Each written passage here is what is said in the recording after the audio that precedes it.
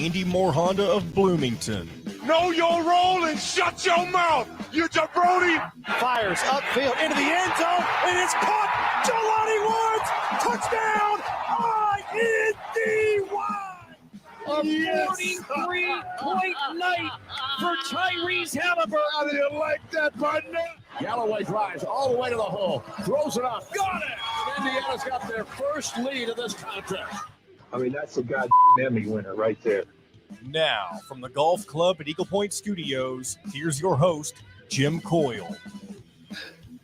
Hey, hello, everybody. Welcome aboard and into another edition of Indiana Sports Beat Radio on this Friday. I hope you're having a great start to the weekend. If not, hopefully we can head you in that direction as we are set to have the last show of the year as we approach New Year's Eve and the big ball drop coming up today, of course, the 29th of December.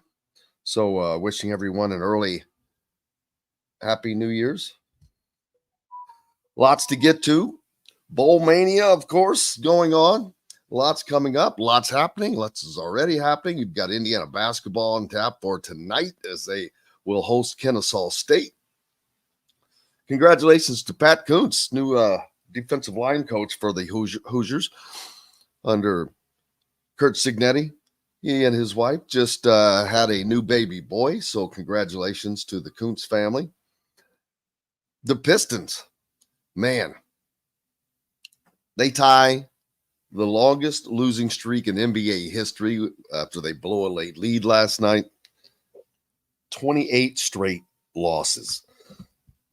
Hard to believe, but that's what is happening. Alabama makes some changes in how their team watches game film ahead of the Michigan game. And yes, it is to do with the sign stealing saga of the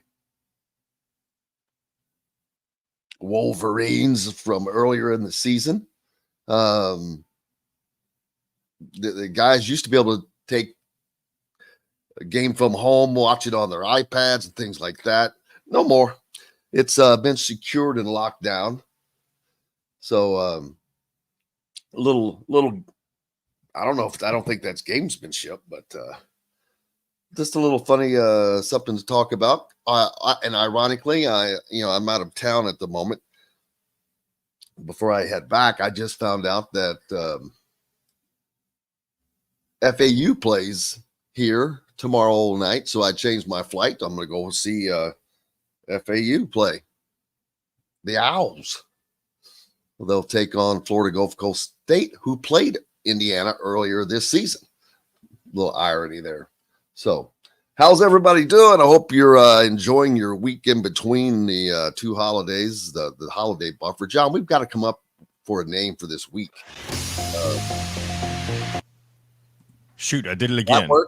That works. I thought you were making it dramatic. I know it did kind of fit in with what you were bringing up.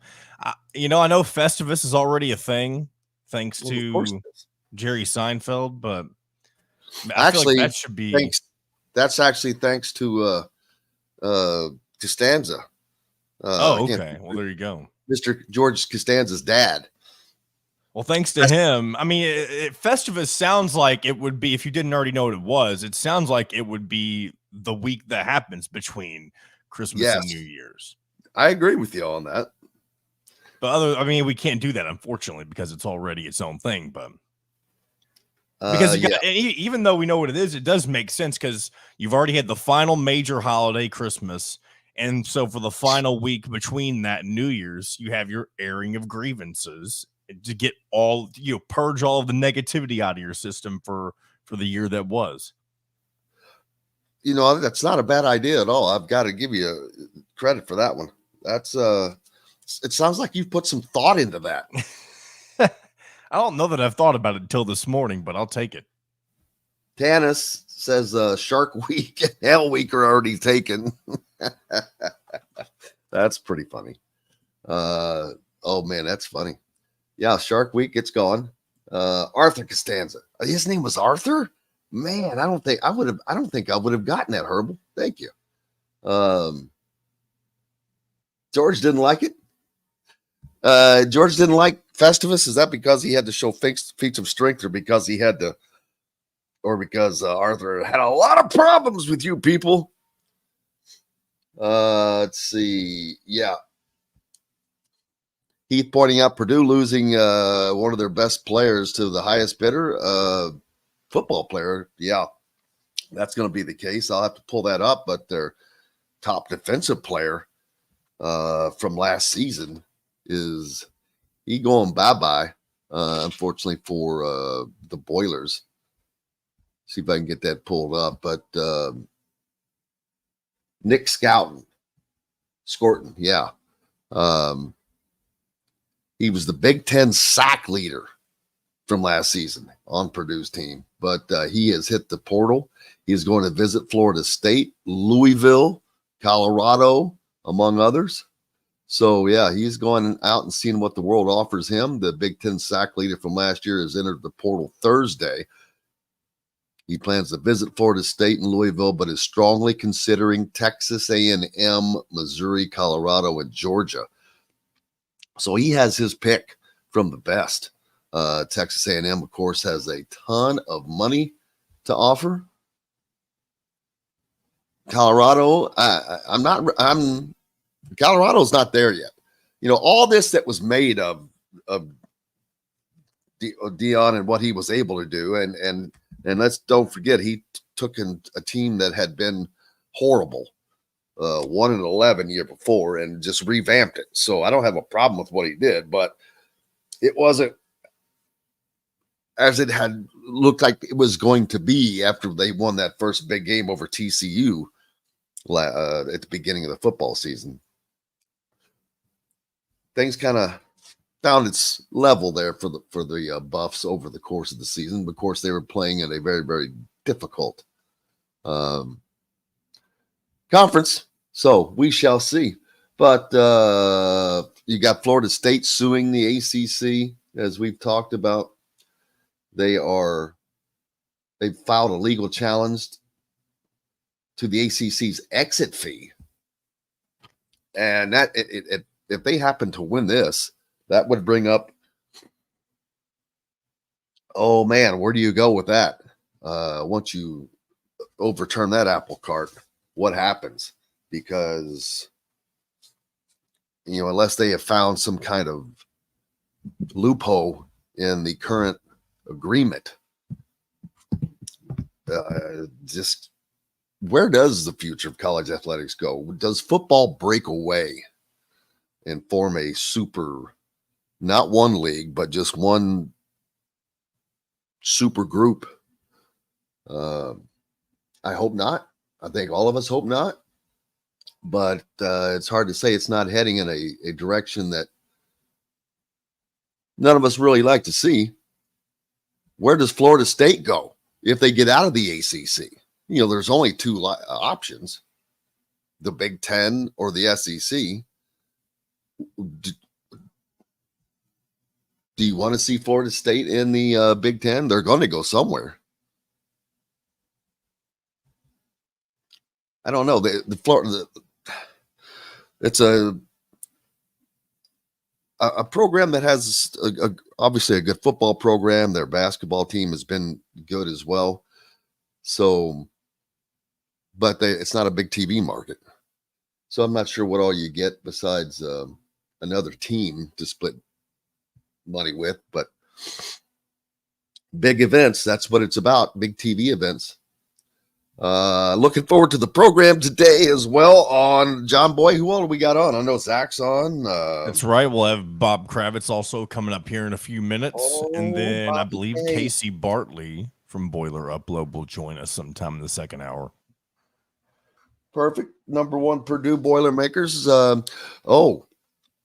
they've got a big game with, what it was a big game with Illinois next week.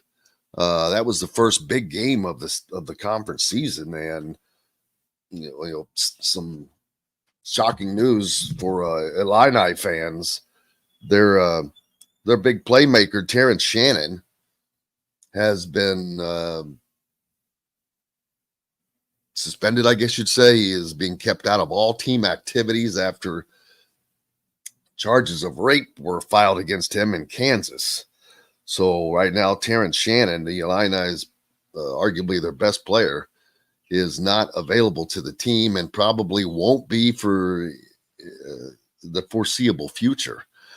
So, we've talked about the Big Ten being down. Well, now you've taken probably the second best team in the league and you're taking away its best player.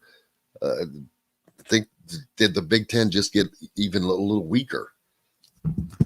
Plenty of that to talk about. Lots more here on Indiana Sports Beat Radio today. Looking forward to getting to it. How the bowls?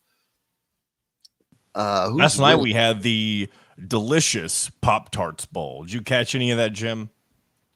Some of it, but I have noticed also that the product placement is just absolutely ridiculous. ESPN is just whoring itself out.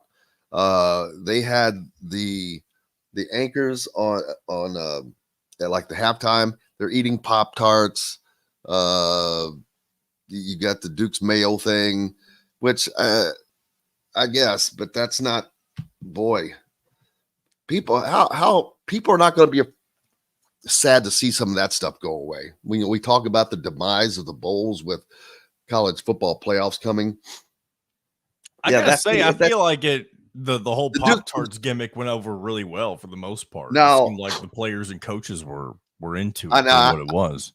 I didn't see did something happen. I was just talking about the anchors eating Pop-Tarts. Well, so like the mascot at the end of the game, they had a giant toaster in the middle of the field, and obviously the mascot for the bowl is a giant Pop-Tart, and the mascot lowers into the toaster. That's funny. Once it gets into no, that'd be funny. They shot him out, but there's a little hole at the bottom, and they make you think it's the real mascot that pops back out, but an edible version of the mascot comes out of the bottom, and then the players and coaches get to eat the giant Pop-Tart at the end of the game for those who want. Wow, they're really they're reaching it, I guess. They are reaching for sure. I was just checking into the Bowl Mania, Capital One Bowl Mania that we've got going on. I see where I am. UCLA, I got that one. When was that? I got Texas Tech over Cal. I picked Western Kentucky over Old Dominion. Correct. I'm not winning, that's for daggone sure. But let's see, that game's over. Man, we're deep into it. Bowling Green Falcons, they let me down. Surprising to see the Minnesota Golden Gophers, with a win in the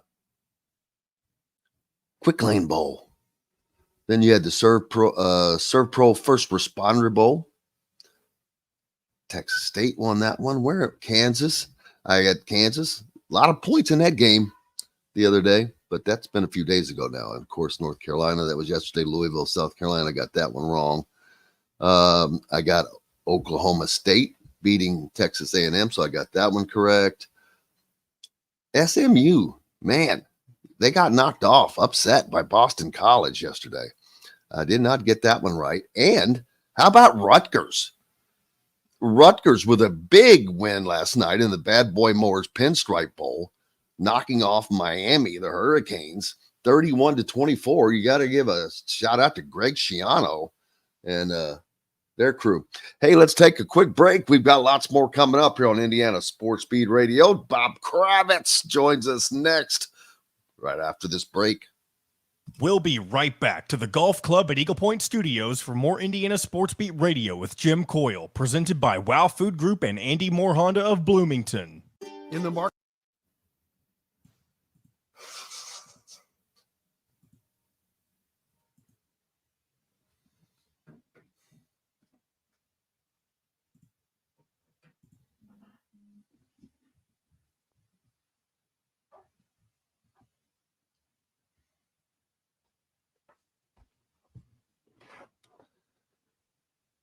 Casey's good for 10-10.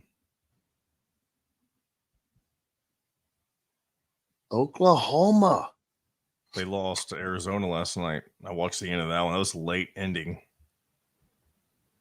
Pac-12 going out with a bang, baby. Mm-hmm.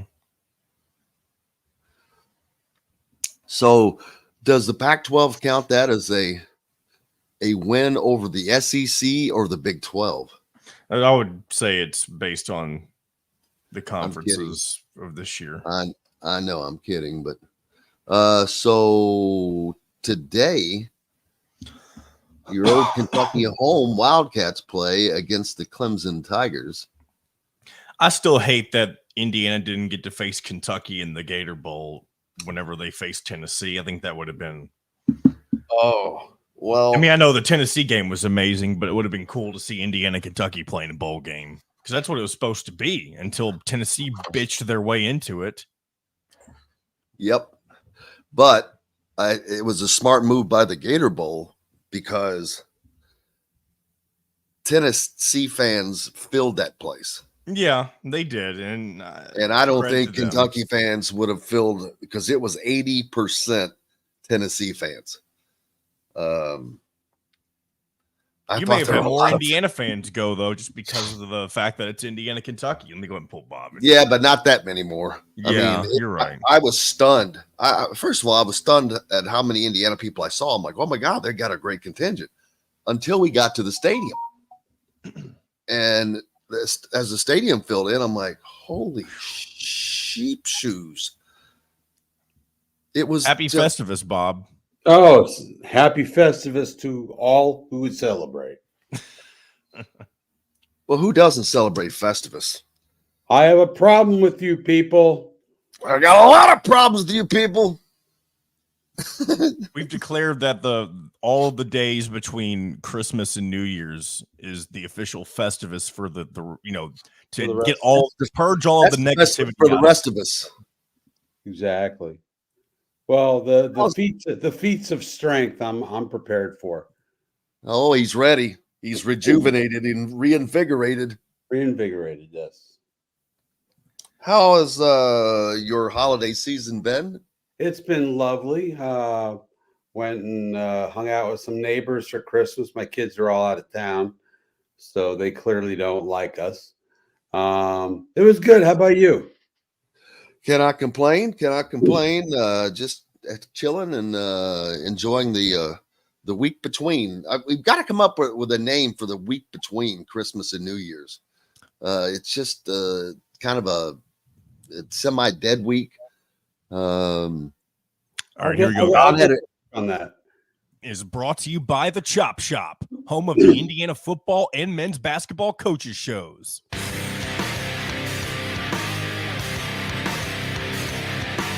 Now back to the Golf Club at Eagle Point Studios for more Indiana Sports Beat Radio with Jim Coyle, presented by Wow Food Group and Andy Moore Honda of Bloomington. Hey, welcome back. Indiana Sports Beat Radio here on the last show of the year, and we couldn't imagine doing it any better than having our friend Bob Kravitz along. How are you, sir? I am splendid. Hope you're having a good holiday. Absolutely. And yourself? Great time. I have bourbon, will travel. There you go, man. That's an easy ubiquitous thing to carry around during the holidays. I've always, and I'm not a big bourbon guy, but for some reason this time of year I just go the bourbon route. Usually it's beer or wine or scotch whiskey I like a lot. But bourbon, I'm starting to get into the bourbon thing. I was going to say that scotch, that's a man. That's a renaissance. You're a renaissance man. Oh yeah, that's me. Yeah. Yeah. Oh, Caleb pointing out Tyrese Halliburton with another great game last night. 21 points, 20 assists, no turnovers. I talked about him yesterday with Chris Denary, and this guy is just morphed into an all-star quickly. He's beyond an all-star. I mean, he was an all-star last year. I think he's morphing into a superstar. The numbers that he put up, during the IST, the in-season tournament, and he had a little bit of a slump where he was turning the ball over 4 times a game in the last, say, week and a half. But he's come back and he's been playing lights out. And look, they were going to lose that game yesterday. They blew a 25-point lead, and the lead was, they gave up the lead. They're actually down by 3 or 4. Nemhard was getting nothing done. They put Halliburton back in. Boom, 16. I forget what the run was, but it was like 12-0 or 16-1 or whatever. I mean, Halliburton makes all the difference. That's why I really think it's important for Kevin Pritchard to find him a Robin to go with his Batman. And, where he's going to find it and how he's going to find it, I don't know. But that name, Pascal Siakam, sounds really good to me. Yep. And looking forward to seeing what they can do on the rest of this portion of the season before they get to the All-Star break, is they just need to find a little bit of defense. Yeah, well, they have. I mean, they came into last night. The previous 4 games, they were 19th in the league in defense, which is a hell of a lot better than 30th. And and then last night, that was the fewest points they have allowed. I believe it was the lowest free throw or field goal shooting all year. So the defense is coming. And if they can just be a low 20s defense, they ought to win a lot of games and get a playoff spot, not a play-in. Absolutely. It's kind of like being a member of that 4-team play-in part of the NCAA tournament, which I just think is stupid. Yeah, I'm not really into this. The only good thing about the play-in is that in the old days, if you were not going to make the playoffs, if you were going to be 9th or 10th, you were a seller at the deadline, and you just got rid of a bunch of guys on expiring contracts and, did all that kind of thing. Now teams feel like they have an opportunity to do something in the postseason if they can get that play-in game. So I think from that standpoint, it's probably been a good move. But as an old fart who screams at clouds, I'm not crazy about it. I don't like it in the NCAA tournament either. I think it's just dumb. Either you're in or you're not. It's just that does not add any intrigue for me. How about the Pistons, man? They've lost 28 straight games, tying the NBA record. The Pistons, former Fort Wayne team, but man, they are gone from being champions of the world to not. Well, what surprises me the most, and I haven't been paying really close attention to them, but Jaden Ivey doesn't play. And Jaden Ivey was what, a 4th pick, 5th pick, something like that. And the Pacers really were interested in moving up for Jaden Ivey, and they ended up staying where they were and picked up Benedict Mathurin, who's kind of been up and down here in his second year. But Jaden Ivey, I thought, would be one of those guys who, as good as he was in college, he'd be even better in the pros. And that hasn't been the case. And I feel bad for Monty Williams. I don't know if he's doing a good job, bad job, indifferent job, but he's one of the great guys in the NBA. And you hate to see anybody go through this. Yep, absolutely. I was reading some things about Alabama as they are preparing to take on Michigan in the upcoming national semifinals, and they have changed how they prepare for the game as far as what they allow their players to take out, game films and things like that. They used to be able to watch those on their iPads and whatnot at home. No more. They've Alabama has secured all of that stuff ahead of their game with Michigan. Oh, this is a big deal. I mean, to me, it is. I mean, the whole cheating scandal was a really big deal. People tried to minimize it just like they did with Deflategate, but you are artificially attempting to gain a competitive advantage. And I think the integrity of the game is all we have. And, I shudder at the idea of Michigan holding that trophy at the end of the week. I really do. I thought Ohio State was going to take care of that for most people, but they didn't. Yeah, that would have been nice. But no, I'm rooting for Washington. I don't think they're going to win it, but I'm rooting for Washington because of DeBoer and because of Penix. Yep, I think that's the overall sentiment, at least amongst Indiana fans for certain. But I would think that is prevalent across this area at least. Indiana basketball takes on Kennesaw State tonight at 6, so you got a lot going on there. And their last non-conference game before they get into Big Ten play next week. I think that Xavier Johnson plays tonight. I don't know. Okay. And if he does, I don't know how much it'll be. But I would think that if he's ready at all, that they want to get him a little action before they get into Big Ten play and getting on the road. We don't know what kind of team this is going to be until Xavier gets back in the lineup and gets comfortable and gets his legs under him. Look, Gabe Cupps has given him nice minutes.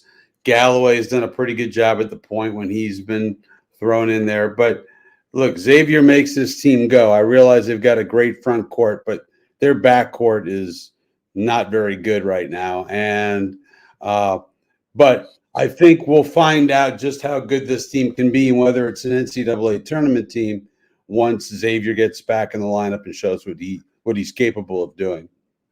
Yeah, because these are the kinds of games that you can't let slip away because they'll come back and bite you in the butt later in the year, especially when Indiana is a team that still does not have that signature win. They do not.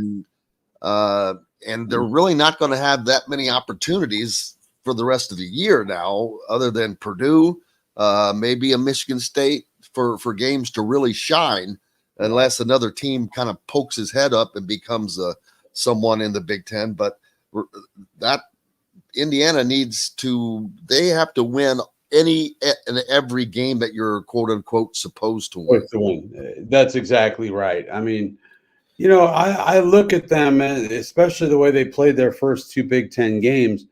And to me, there's no reason why they can't be a top 5 team in the Big Ten. But again, so much of it is going to come down to Xavier and what they can get out of him.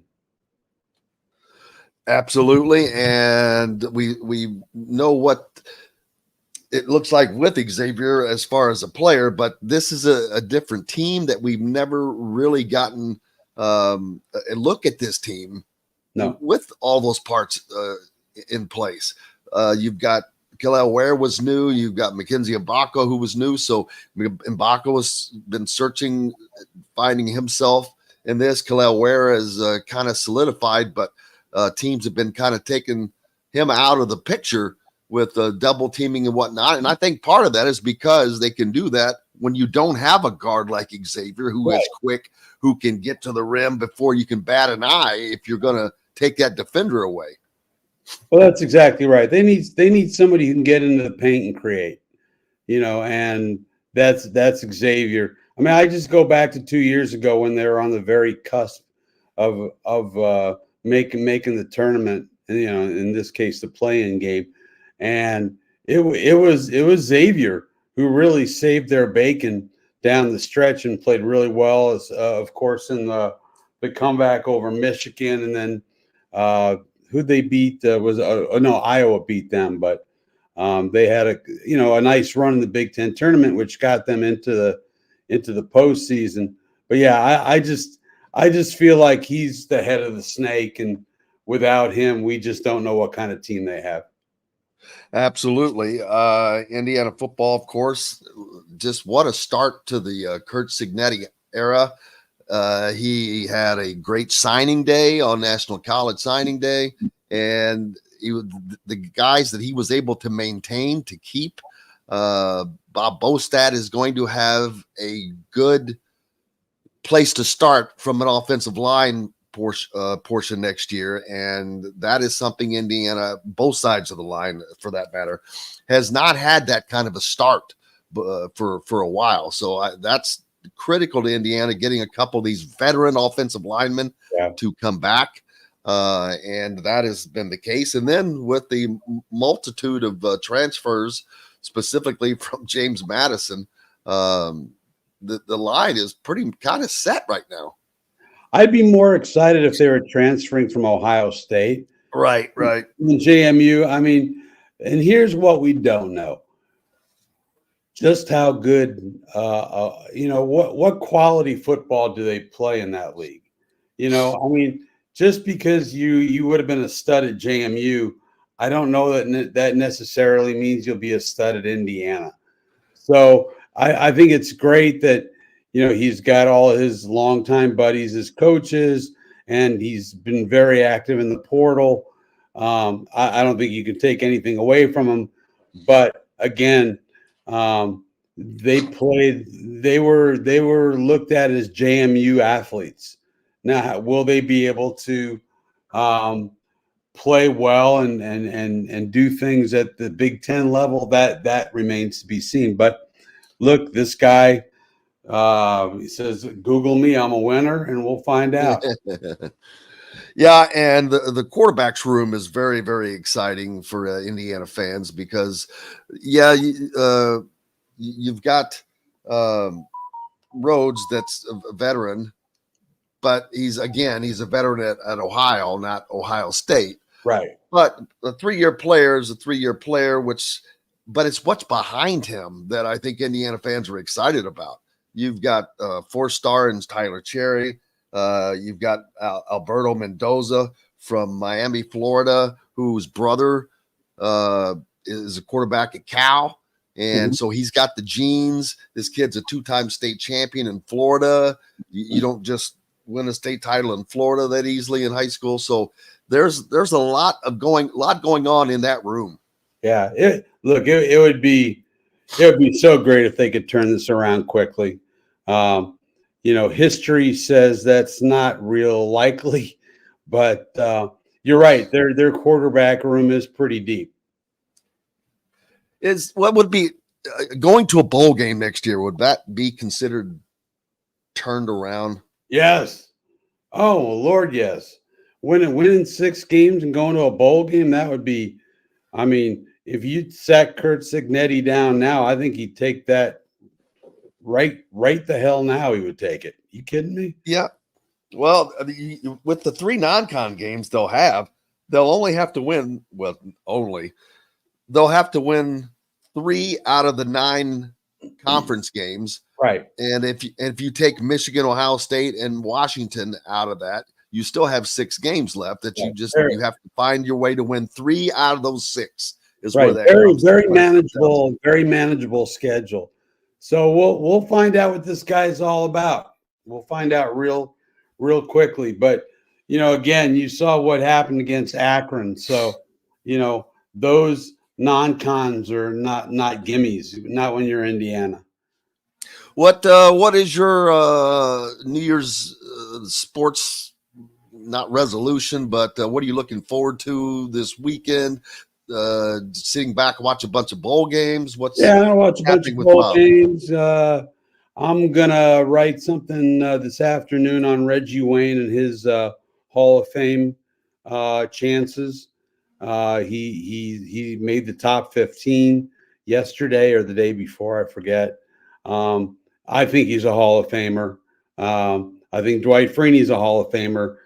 He may not get in this time. Same with Reggie, but there's only 2 players who've ever been on the ballot as a finalist 5 times and failed to make the Hall of Fame.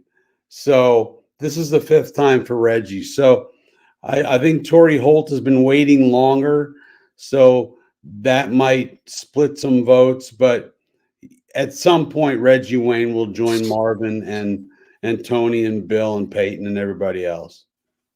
And how about Trace Jackson Davis? Yeah, a good mix in here. He's having a surprising go of it there for the Warriors. I mean, maybe even better than what he could have expected for the start. Oh, absolutely. I mean, he's a guy who got picked by the perfect team because, and this, especially with Draymond out and suspended, it's a perfect spot for him. He doesn't have to be, a primary scorer by any stretch. He just needs to, do what he does, do what he did at Indiana, and his passing got so much better his senior year, I thought. But yeah, no, I'm really happy for him. I didn't think that I thought that he would make a roster and be a rotation guy. I didn't think he would have this big of an impact this early with the Golden State Warriors. But again, losing Draymond opened up that spot, and he's taking full advantage of it. Absolutely. All right, brother. Well, make sure you reach out and find bobkravitz.com for all of his content regarding the Colts, the Pacers, the Hoosiers, the Boilers, whatever it might be that comes up into that beautiful mind of his. Beautiful mind. Buddy, a happy new year and happy remaining holidays. And happy new year to all your listeners. Absolutely. We've got lots more coming up here on Indiana Sports Beat Radio. We'll be back with that after this break. We'll be right back to the Golf Club at Eagle Point Studios for more Indiana Sports Beat Radio with Jim Coyle, presented by Wow Food Group and Andy Moore Honda of Bloomington. Jumanji. So this is an open break, right? Yes, sir. It is indeed. Oh. Do you have Rourke? What part of it do you want to play? I was going to do a segment. You want to do it right now? Yeah, that would be fine. Let me make sure I've got it ready. Hold on. Actually, that would be good because it's Shannon and works good with Fort Wayne. Man, my nose is just running like.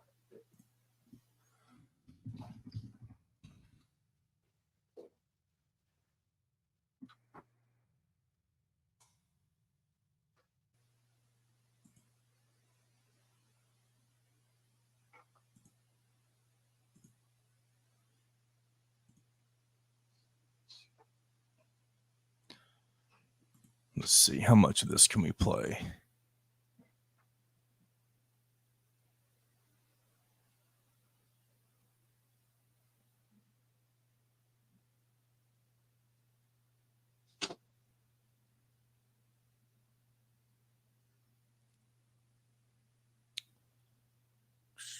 We'll play the last 15 minutes of it.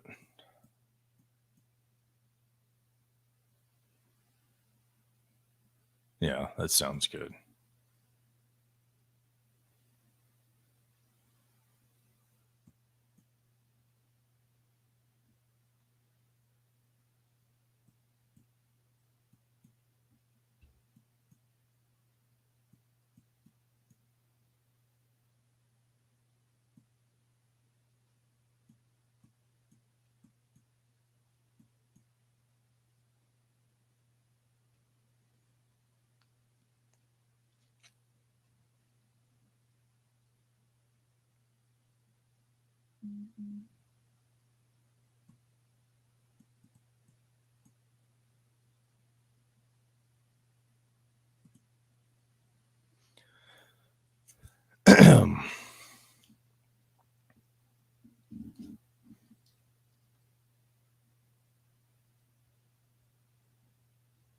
You're gonna set it up, right? Like I'm not just going into this cold, am I? No. So I've got the last 15-ish minutes ready to go with it. Once you set it up, I'll take it over to the clip. Here we go. Catering or a total event package, you can trust that you're making the right choice with Garnish Catering. Visit garnishcatering.com. That's garnishcatering.com. Garnish Catering is a proud partner of Wow Food Group. This segment is brought to you by Remax Advanced Realty, Indie Home Pros team by Cheryl Sizemore. Now back to the Golf Club at Eagle Point Studios for more Indiana Sports Beat Radio with Jim Coyle, presented by Wow Food Group and Andy Moore Honda of Bloomington.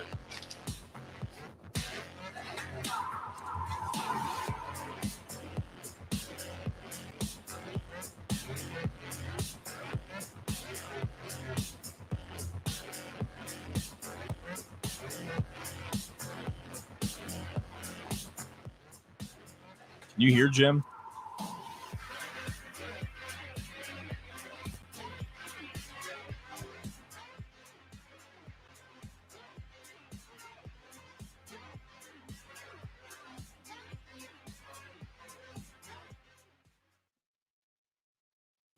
All right, welcome back to Indiana Sports Beat Radio. Can you hear me now, Jim?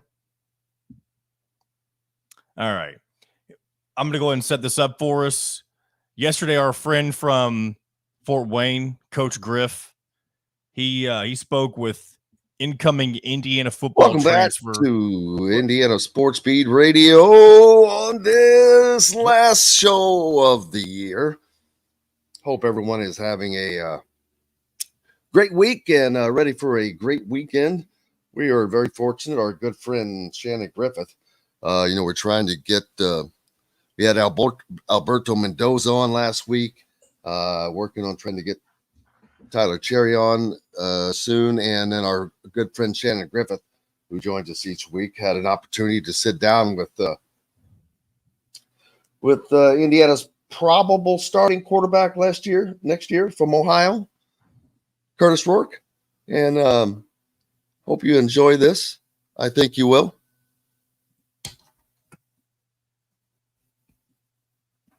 Yeah, and the impressive, I think what most people would say, and I think you said it, is you ultimately become, I guess, a little surprised by what is there in place, right? I mean, facility wise, stadium wise, and what is there for you as a player, support staff and things of that magnitude. The campus itself, it's a beautiful campus to be around, and there's a lot of intrigue and things of that magnitude there at the campus, and that you're going to find out as here shortly. But it is got a lot of pieces to the puzzle. I would say from a coach's standpoint, when you look at things that are there set up to have success, and Coach Signetti he's got a track record. That's the only one thing that I would say about him, is that he's got a track record. What was your relationship with Tino? I mean, did you hit it off right away? I mean, did you kind of, have that instantaneous, I guess, I don't want to call it a friendship, but understanding, that's a guy I want to play, I want to go play for that guy.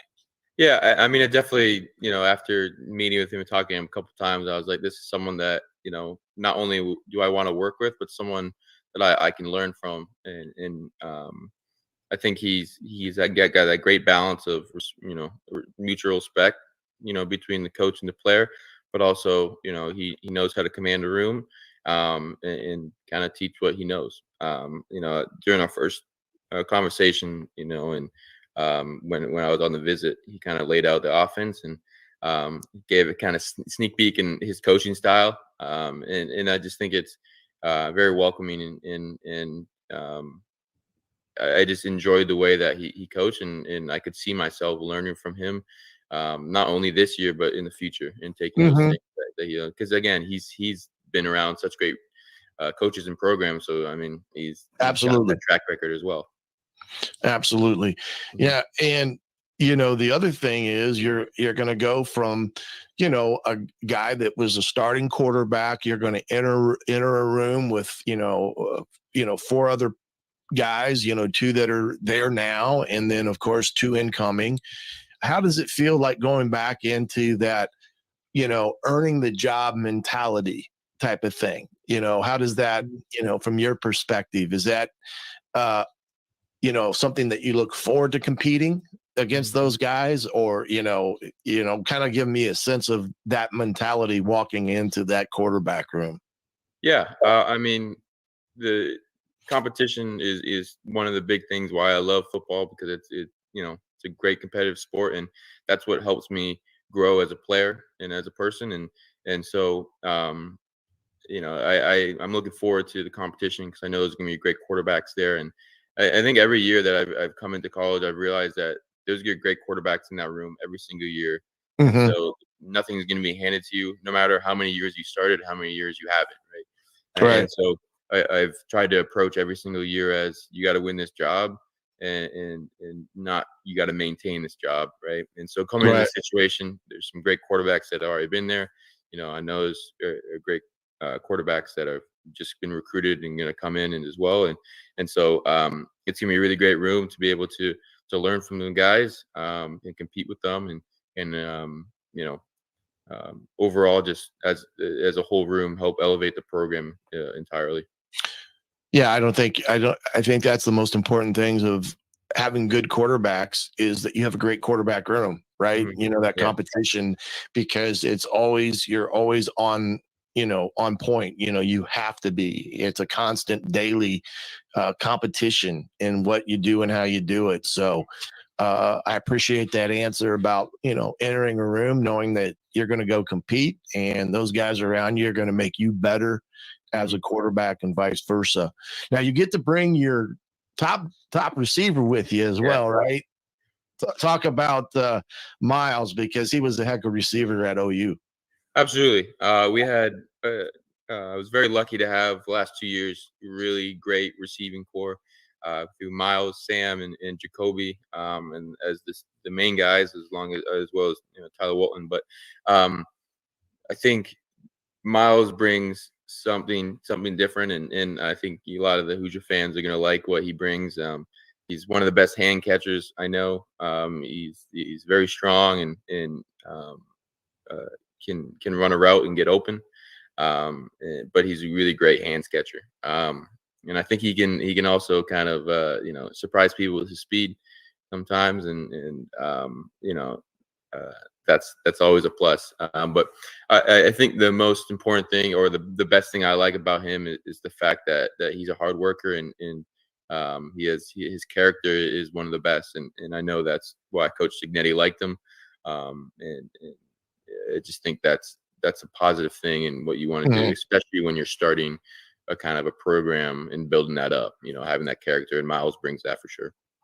Well, you got some other characters in that room that are pretty darn good football players. Donovan McCauley's one of them, of course, and then EJ Williams is another one. And so you're going to have fun as a quarterback. I'm going to tell you, I'd love to have that room to throw to every day out of practice. You there, Kurt? It looks like we may have lost him. I'm going to skip ahead a little bit into this interview to where they get reconnected. Situation and a athlete. Here we go. Receiver as well. Spoke to him, and then a little brief introductions as well. But I'm looking forward to meeting everybody kind of when school starts next week. Yeah, you got Keyshawn Williams from Wake Forest, as well as Miles Price from Texas Tech was another transfer.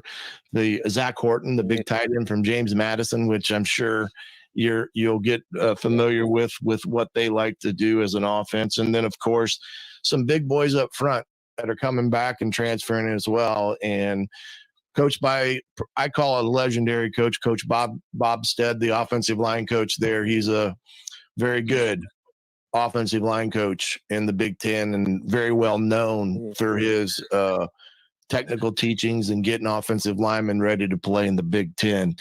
But hey, man, I appreciate you jumping on. I know we had to adapt, adjust, and improvise, just like you have to do in football sometimes. When things go wrong, like they sometimes do, you got to be prepared to adapt and adjust, right? Yeah, I appreciate you hanging on. That was definitely an adversity moment right there.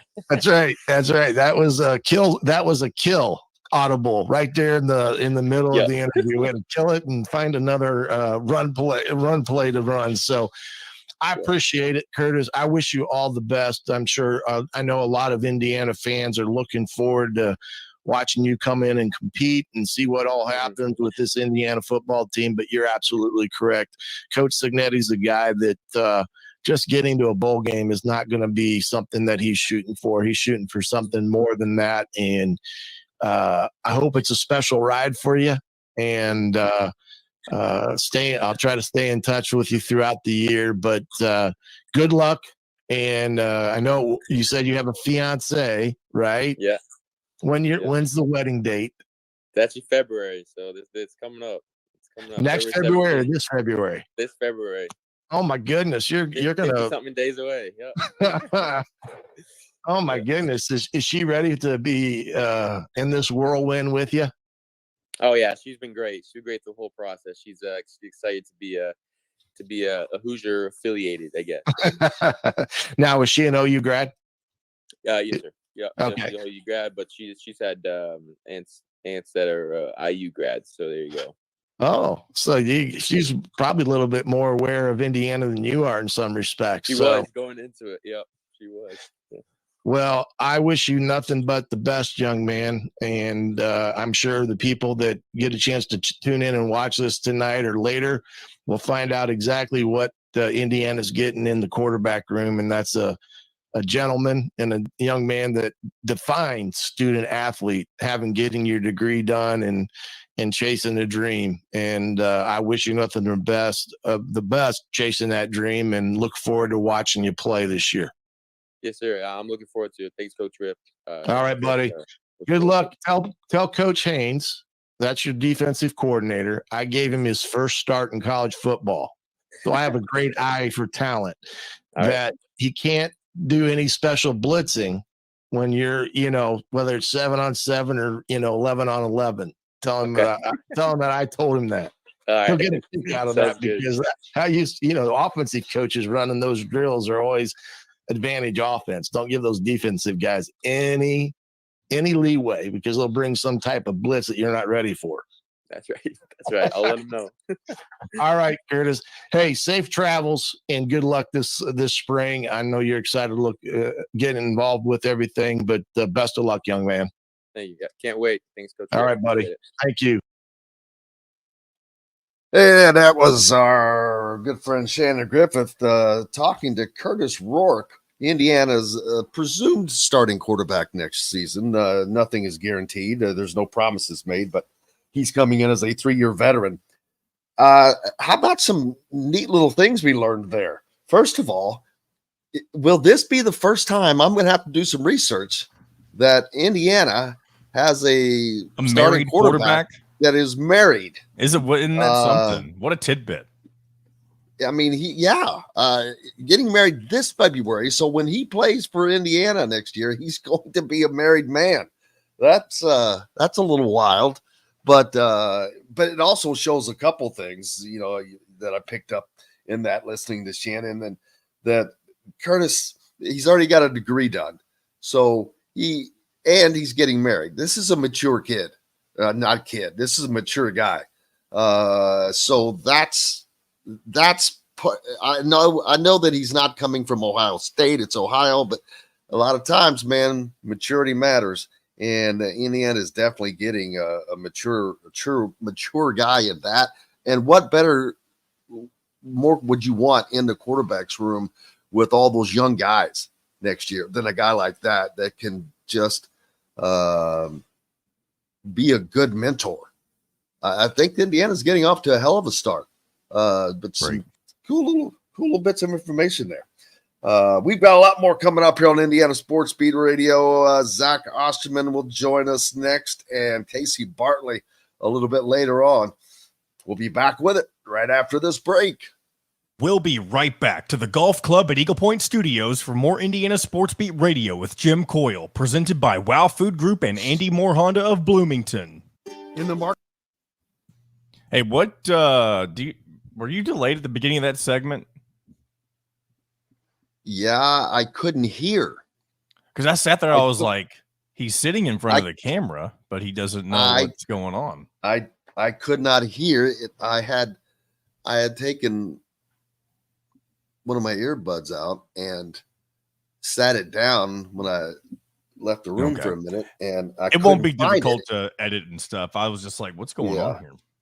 Yeah, I was wondering, and I was waiting it kept cutting in and out, and I was like, well, if I see him talking, then I know I'm late. Well, because what happened was I was doing exactly what you were doing. I was just setting up the clip, and then you came into the same thing. I'm like, he's got to be delayed or something, because that don't make any sense. Yeah, that's where it was.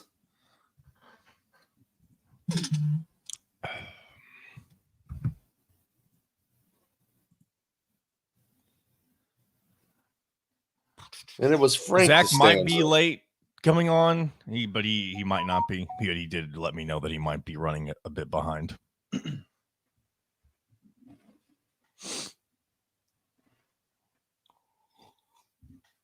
So what you're saying is you might be late, but he might not be late. That's right. Whatever that was, accent.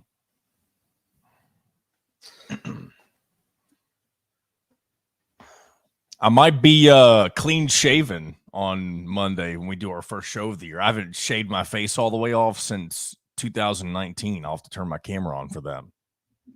Oh my, you should do it on the show. That wouldn't be good radio.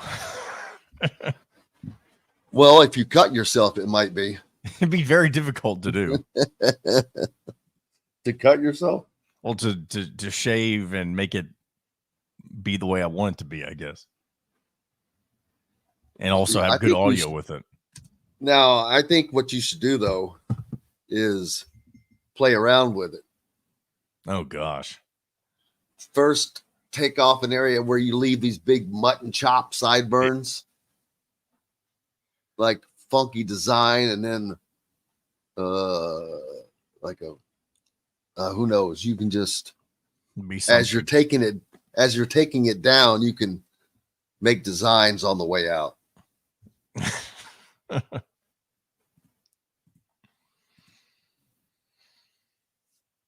Andrew says that he can live in married student housing. Is that a thing? I guess. I'm not the one that would know that. I was never married in college. But yes, I would. Yeah, of course. I'm sure that's what one of those. Here we go. Just a couple seconds. That's mystonecrestliving.com for more details.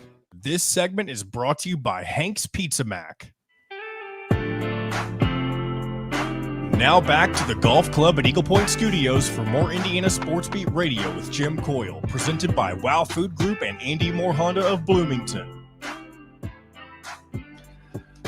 Welcome back, Indiana Sports Beat Radio on this Friday, the last show of the year here on this 29th of the December. Thanks a lot for being with us. Just finished up listening to Curtis Rourke, transfer from Ohio, quarterback for Indiana. Again, learning some cool tidbits about him. Most importantly, that he is a very mature guy. Indiana's getting a very mature leader in that quarterback's room, which I'm sure will go great to great lengths with all those youngsters that'll be in there. A couple of freshmen. And who ends up getting that backup job if Curtis Rourke is the starter, which we presume will be the case? Is it Taven Jackson? You would think it has an inside line to that, but I don't know that that's the case. He will have 2 years under his belt, 2 more than the incoming freshman, of course. But it's kind of a clean slate. It's a totally clean slate with Kurt Cignetti and his offense, a different offense. His offense has to be one that throws a lot, because someone asked a question the other day, I saw in the comments, what role does the tight end play in his offense? And I'm like, well, I have not been able to study it a ton, but it doesn't take me long to look at a couple statistics, and the top 2 running backs for Cignetti at James Madison last year combined for 6 rushing touchdowns, if that is correct. His tight end had 6 touchdowns in just 27 receptions. So they like to use the tight end in short yardage situations, something we didn't see at Indiana much. So I think they're going to throw the ball a lot. It's going to be it should be a lot of fun to watch next year and see what this team can do, what they can put together, and then what they can do on the defensive side. There is no reason why Indiana cannot make it to a bowl game next year. I truly believe that. Of course, we'll find out. And then you've got the new Big Ten teams coming in next season, with Washington being on the schedule. In addition, they're taking Penn State's spot for Indiana in their tough 3 that they had to play. And then Indiana also has to play UCLA. So it's not going to be easy by any stretch of the imagination. Tonight, Indiana takes on Kennesaw State at the Simon Scott Assembly Hall. And don't forget, after the game with Todd Leary, we'll be coming to you live from Hoosier Hanks. And Drew, yes, the games will be on at Hoosier Hanks. Is this? This is a Big Ten plus, isn't it? That's right. It's Big Ten plus, the last Big Ten plus game of the year for Indiana. I'm assuming that they will be on. I know that they have Peacock. So I'll have to check to make sure that they have Big Ten plus. I'll send them a note, as a matter of fact. Dr. Drew there, right around the corner at Dr. Tavel's Eye Center, where I have been.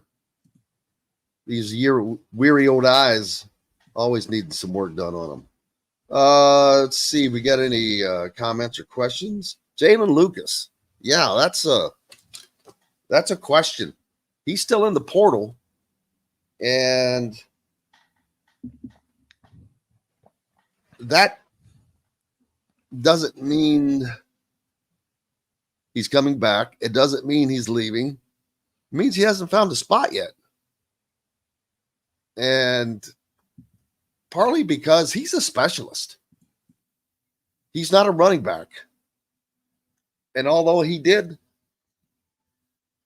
have a lot of receptions last year, that was mainly because it was out of the backfield. That was in an effort to just get him the ball because Indiana's offense was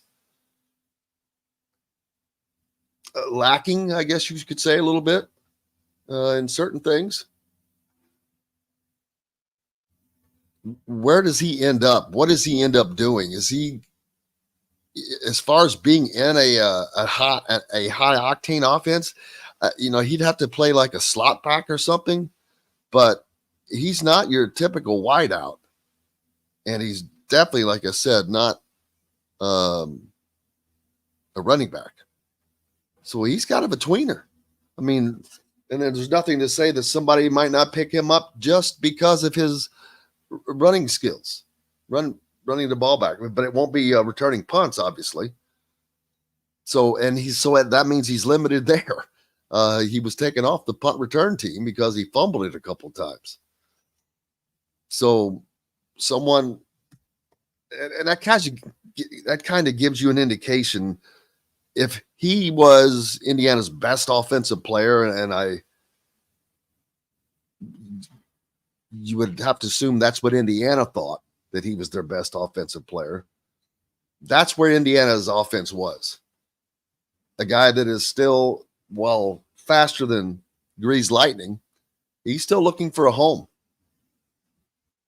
So the transfer portal, the grass is not always greener, even when you're fast. So it'd be interesting to see where he ends up. Drew, Purdue plays Illinois next Friday at Mackey. It says the regular season seems to be good to the Boilers right now. It certainly is.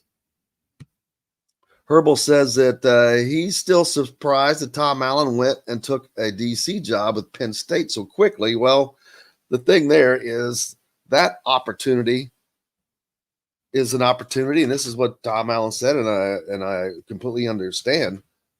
Doesn't come around all the time. It's not like that job happens every day when you can get a top level job in. Hey, he's got one of the top jobs in one of the top conferences in the country. It's the Big Ten and the SEC. And of those two, Penn State would be considered a top 3 school right now in the Big Ten. That changes just a little bit next year with Washington coming in, but they're still in that mix, top 4. And he's the defensive coordinator at one of those schools.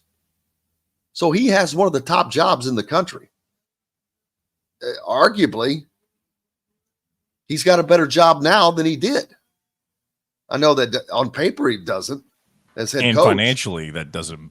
I'm sure he's not getting paid more to be the DC than he was the head coach. No, but he doesn't need to anymore. He can let the money that he made as head coach, let it make the money itself and live off of that.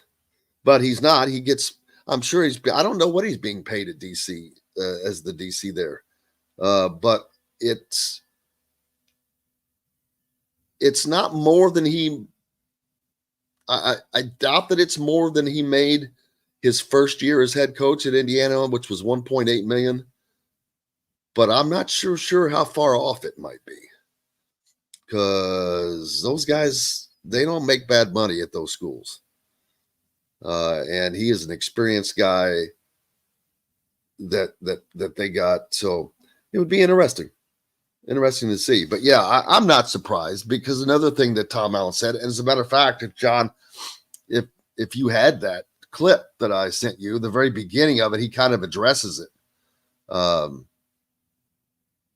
You get a chance to pull that up for us. At his press conference at Penn State, he was asked that question.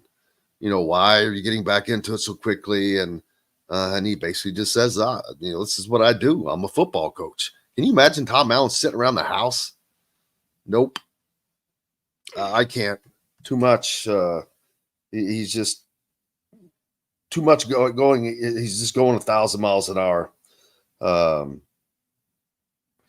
But I'm sure his wife would go nuts if he was sitting around the house. But yeah, I'm not surprised a bit. He is he's in the prime as well. You have to strike when the iron's hot. Penn State wanted it, and there's just some things you just don't turn down, and I'd say that's one of them. I've got that his quote that you were just referring to, if you want to let that roll. Perfect. This is Tom Allen, as when he was introduced as the defensive coordinator at Penn State about a week ago. Well, you don't control the clock of the timing of things, so you respond as you do in most things in life. But, I think for me, I'm a football coach, and just love what I do. And this opportunity to present itself at this time frame was one that I immediately had interest in, and obviously had a chance to go further into that and meet the coach and go through the process. But for me, I really expected to get back into it. Once things happened as they did, probably a little quicker than expected. But once again, that's the part you don't control. I just really have so much respect for this program, playing in for 8 straight years in our division, and obviously getting to know Coach Franklin and what he's built here and the way he does things. Was super excited about that. So that's why when it came, opportunity presented itself, we went after it. And there you go, straight from the horse's mouth. Yeah, I mean, he's a football coach. That's all that he's done for however many years in a row now. And so it would be, he could have easily done nothing, but it's just not in his DNA. And so, I understand. That's why you see coaches coach so long, because look at Rick Pitino. Rick Pitino is probably the perfect example. How old is he, John? I mean, Patino's got to be in his 70s, right? He's in his 70s. I don't know his exact age, but he is in the upper echelon of age for sure with head coaches. I mean, I don't know when he's going to stop, to be honest with you. He look at the energy. He's in his 70s. Watch him he's on the sidelines. What the he has just as much energy today as he did 20, 30 years ago on the sideline. And that's natural. That's just who those guys are. And so I completely get it. It makes complete and total sense. So, but we'll be looking forward to Indiana does not play Penn State next year. So that's a good deal. And you got a little Indiana connection going on over there. Greg Kincaid is the football SID. Used to be here at Indiana when I met him. He was the baseball SID here at IU before he got the job at Penn State. Let's see. You've got the Florida. The Penn State football SID came from Indiana. Memphis's basketball SID came from Indiana. Arizona's basketball SID came from Indiana. JD, before he retired last year, JD Campbell, pretty good coaching tree there. So we'll go ahead and take a break. We've got lots more coming up here on Indiana Sports Beat Radio, and that includes Zach Osterman from the Indy Star right after this. We'll be right back to the Golf Club at Eagle Point Studios for more Indiana Sports Beat Radio with Jim Coyle, presented by Wow Food Group and Andy Moore Honda of Bloomington. Good morning, Zach. Hey, sorry. Oh, it's okay. All good, brother.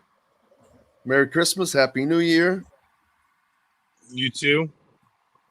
Hope it was all generally restful. For the most part, absolutely.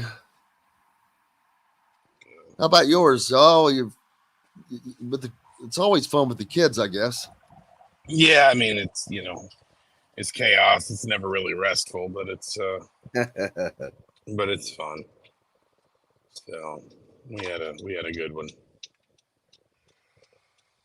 Oh, excuse me. Sorry, I haven't had my coffee yet this morning. All over the place. Ugh.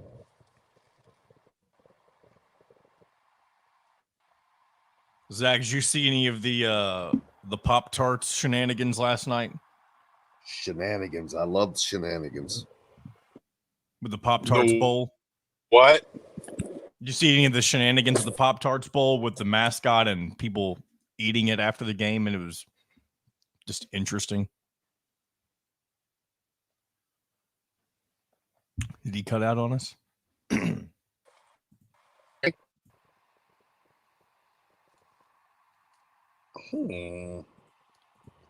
back with us, Zach? There we go. I think we got you back. Okay. You got us? Yeah, I can hear you fine. Okay. There we go.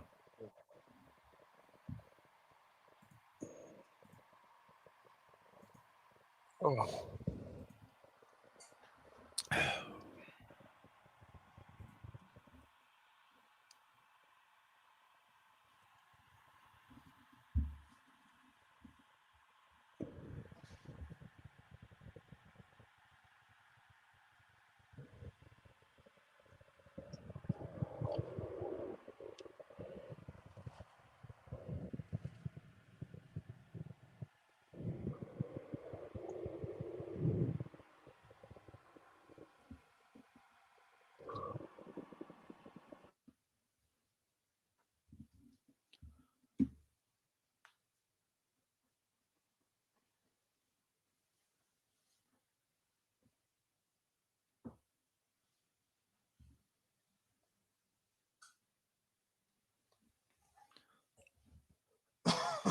Excuse me.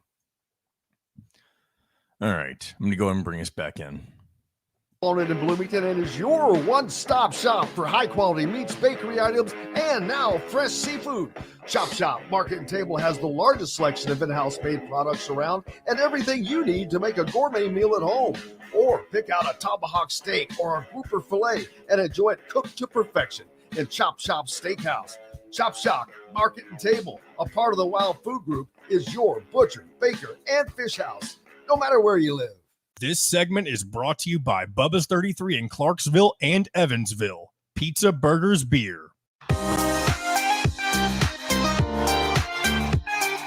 Now back to the Golf Club at Eagle Point Studios for more Indiana Sports Beat Radio with Jim Coyle, presented by Wow Food Group and Andy Moore Honda of Bloomington. Welcome back, Indiana Sports Beat Radio on this Friday, the last Friday of the year. Zach Osterman from the Indy Star joins us now. Zachary, how are you doing, my friend? I'm good. How about you? Cannot complain. It's a great time of year in between Christmas and New Year's. We've been debating all day. We've got to find a name for this week. There's just a kind of a dead time when not a lot going on. You got bowl games, but basketball is kind of the with finals and all that. It just students are out away from school, and so. But we need to find a good name for this week. But we have not come up with that yet. But we'll continue to work on that. Indiana back on the hardwood tonight as they will host Kennesaw State in their final non-conference tilt before jumping back into Big Ten play, I guess I should say, next week on the road at Nebraska. I've been saying for the last couple of days, I expect that Xavier Johnson will play tonight. I don't know that if he does, that if how much he would play, but I think that if he's ready, that they would certainly like to see him before they jump into Big Ten play. Yeah, I mean, I'm not positive he plays. I do, the mood music around it certainly suggests I think he is approaching a return. It's worth saying sometimes it's not just, does it hurt anymore? Is the injury healed? It's also kind of, especially with him, how fit are you essentially? Because, if you have an arm or a shoulder or something, you can still be running. You can still be getting your cardio in at earlier stages of your recovery. If you're nursing, I think we all probably assume this is like an ankle, foot, something based on kind of how he went down. If you're nursing that, you can't really get back to game level conditioning until you're healthy. And so I think the question for me is just kind of how far along is he, maybe not just in his recovery from the injury, but also just his progress back toward being game ready. Not that he's, been eating pizza and Doritos for the last month or whatever, but there's just a different speed that even a sixth-year guy is going to need to be tuned up for. And so I don't know that I'm quite positive he's going to play tonight, though. I would say that it seems like the general vibe is moving toward his return soon, and that's, as you said, with Big Ten play on the horizon restarting. That is coming none too soon for Indiana. Yeah, I talked about that as I call it, game shape. There's a difference between being in shape and being in game shape. And that's not just cardio. It's taking the daily bumps and bruises that come with actively playing. You mentioned you can sit on a bike and get your cardio in, but there's a difference between running up and down the court and banging with guys and just doing all the things that you actually do in the course of a game. So that's probably something he has. I don't know if he's been practicing at all. So, but he's also missed. Definitely. I mean, he's missed a month of this team developing. I mean, he's missed a month of this team. Schematically, tactically, I don't know, X's and O's, however you want to put it. Coaches never intend for a team to be the same thing on November 1st that it is on March 1st. A team evolves, a team grows, a team develops as the season goes along. A coach starts entrusting guys with, more freedom in certain cases, or he starts installing more wrinkles in certain sets because it's, he feels his team has come far enough to learn it. And I mean, Xavier Johnson, again, he's a 6-year point guard. He's played for Tom Allen. He's played for Mike Woodson for 2.5 years now, I guess. So he's not a novice at this, but he has missed a month of time on the floor with his teammates, and he's going to have to catch up to this team a little bit as well. There's an inevitable piece of that you can't really replicate without doing it. Yeah, and to your point, the team also will have to catch up to Xavier because they have gotten to a role where, coming off of the last game, Malik Renew knocking down those 3-pointers, the team knocking down 3-pointers, 12 in all in the win over North Alabama, but they've had to adjust as well because of his absence, and that'll be a change for them. Yeah, I mean, again, it just like, and the thing about it is you cannot simulate any of this. You cannot, replicate any of this. Like it can only happen by doing. And so, just in any and every possible sense, Xavier Johnson's got to be caught up before he can get back on the floor. Now, if it's possible to get him back on the floor in a game like tonight, when the margin for error is a little bit wider, and you should be able to win even through maybe some hiccups or him not playing a ton of minutes or whatever. Yeah, that's probably preferred. But if he's not ready in whatever sense, the worst thing to do is force it. So I think it's, again, I mean, I wouldn't be shocked if he plays tonight. On the other hand, I don't know that it's necessarily fait accompli. I wouldn't be surprised if, it's worth saying if they hold him back here, it's essentially another extra week of recovery. That's not an insignificant amount of time. So it wouldn't surprise me if maybe they just give him one more week. We'll see. Yeah, it's something that has to be pondered by the staff. Of course, it probably just depends on where he is with his recovery right now. How beneficial has this been?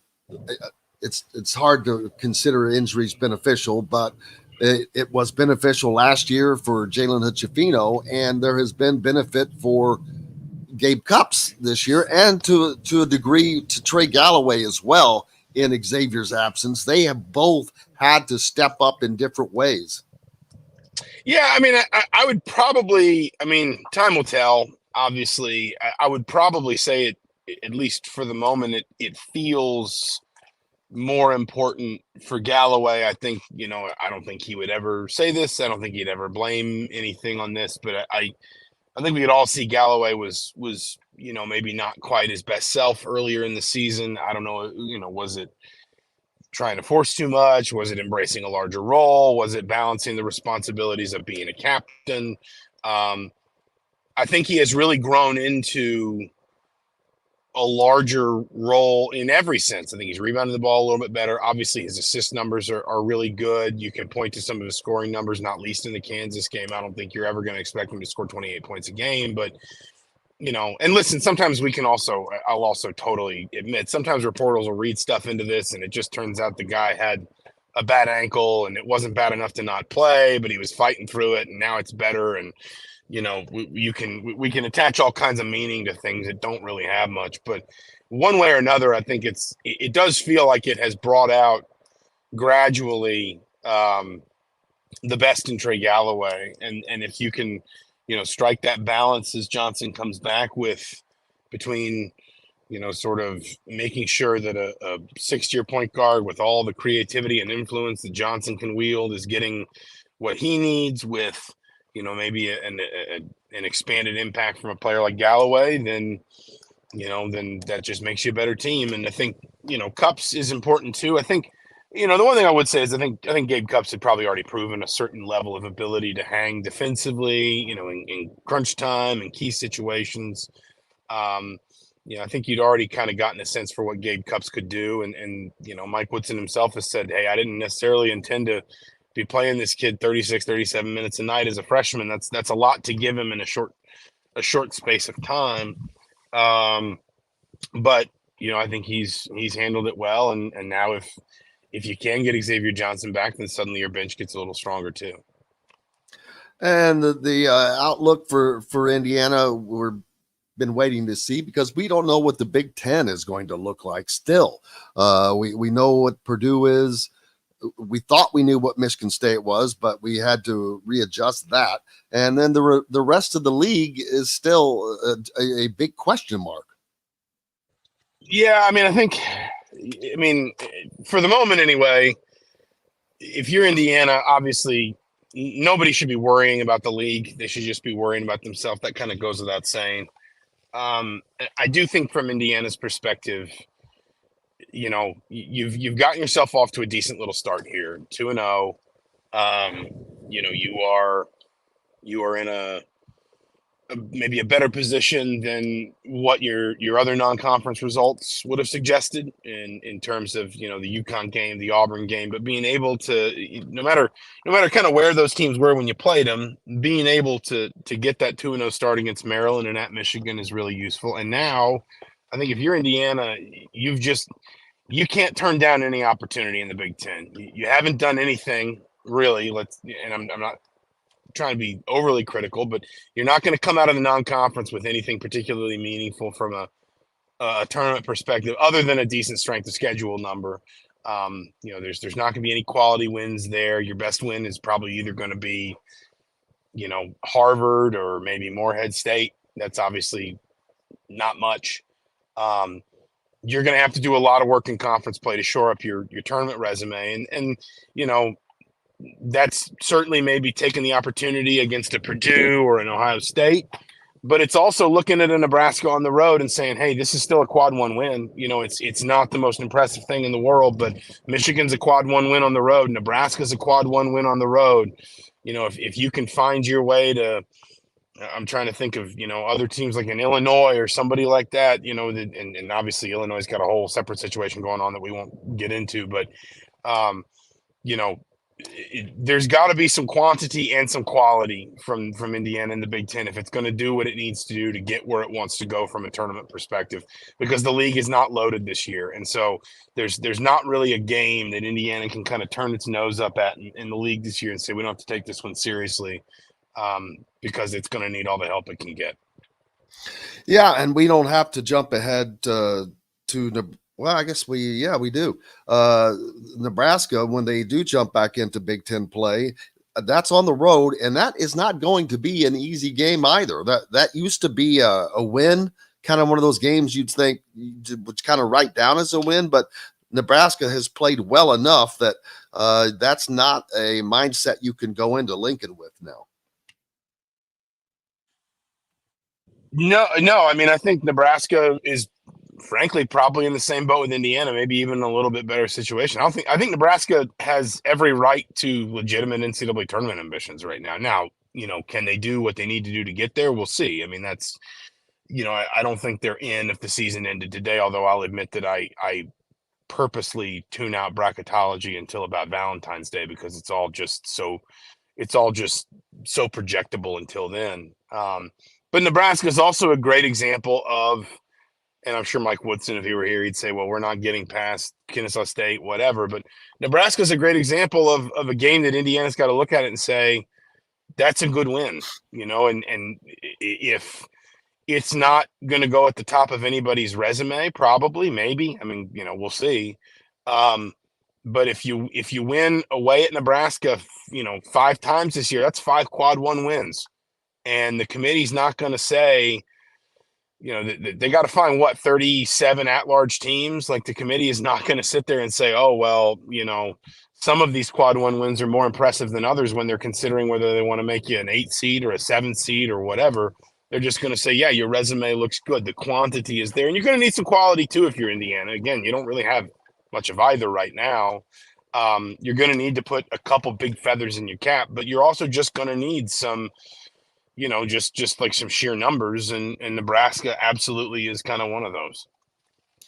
A lot of recruits in town tonight. Brian is pointing out on the Indy Moore Honda hotline that especially with the students being out on Christmas break still, Liam McNeely included in one of those guys, but 2026 guard Jaden Johnson from Louisville, 2026 power forward Evan Harrell. Man, we're reaching out there. Is this kid? Was he a freshman in high school now?